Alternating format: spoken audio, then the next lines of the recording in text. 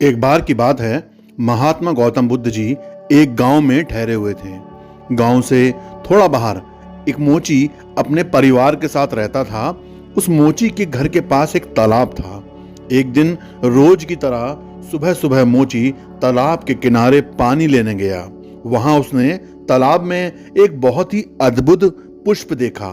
वो पुष्प देखने में बहुत ही सुंदर था और चमत्कारिक प्रतीत हो रहा था।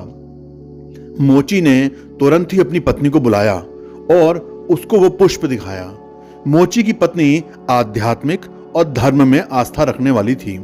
वो पुष्प को देखते ही समझ गई, जरूर जरूर कल यहां से महात्मा गौतम बुद्ध जी गुजरे होंगे।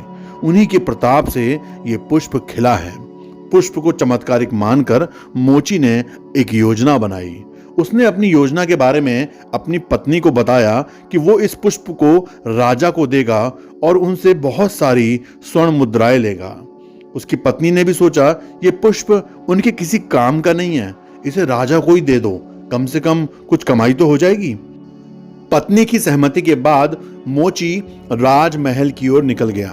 राजमहल के रास्ते में उसे एक व्यापारी मिलता है। मोची के हाथ में वो अद्भुत पुष्प देखकर वो रुक जाता है। वो मोची से पूछता है, भाई ये पुष्प लेकर कहां जा रहे हो? मोची कहता है, मैं ये पुष्प लेकर राजा के पास जा रहा हूं। इसे राजा को भेंट करके मैं राजा से मुंह मांगा इनाम मांगूंगा। व्यापारी ने मोची को प्रस्ताव दिया कि यदि तुम ये पुष्प मुझे दे दो तो बदले में मैं तुम्हें 100 स्वर्ण मुद्राएं दूंगा। मोची सोच में पड़ गया। उसने सोचा, जब व्यापारी इस पुष्प के लिए 100 स्वर्ण मुद्राएं दे रहा है तो राजा तो और ज्यादा देगा। यही सोचते हुए उसने व्यापारी को पुष्प देने से मना कर दिया। थोड़ा आगे चला ही था कि उसे रास्ते में राजा आते हुए नजर आए, जो गौतम बुद्ध के दर्शन के लिए जा रहे थे। राजा भी मोची के हाथ में वो दिव्य पुष्प देखकर अचंभित हो गया। राजा ने मोची को पुष्प के बदले 1000 स्वर्ण मुद्राएं देने के लिए कहा। ये सुनते ही मोची के मन में एक अजीब सी चेतना आ गई और वह राजा को पुष्प न देकर दौड़ता हुआ सीधे महात्मा बुद्ध के पास जा पहुंचा। महात्मा बुद्ध जी मोची को देखकर हैरत में पड़ गए। उन्होंने मोची से पूछा तो मोची ने उन्हें सारी की सारी बात यथावत बता दी। इसके बाद मोची ने वह पुष्प महात्मा गौतम बुद्ध के चरणों में अर्पित किया और उनसे कहा कि पहले तो मेरे मन में पुष्प को देखकर लालच आ गया था, लेकिन अब मैं समझ गया हूं कि जिसकी छाया पड़ने से ही एक पुष्प इतना दिव्य हो गया हो, अगर उसकी शरण में मैं चला जाऊं तो मेरा जीवन धन्य हो जाएगा।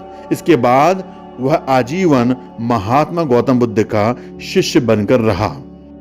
दोस्तों, ये कहानी हमें यह सीख देती है कि हमारी जिंदगी में हमें बहुत सी चीजें अपनी तरफ आकर्षित करेंगी, लेकिन हमें उनके लालच में न फंसकर अपने ज्ञान का प्रयोग करके अपने जीवन में सही राह को चुनना है और अपने जीवन को सफल और सुखमय बनाना है। इस वीडियो को देखने के लिए बहुत बहुत शुक्रिया। Thanks a lot for watching this video. The wolf विजेता।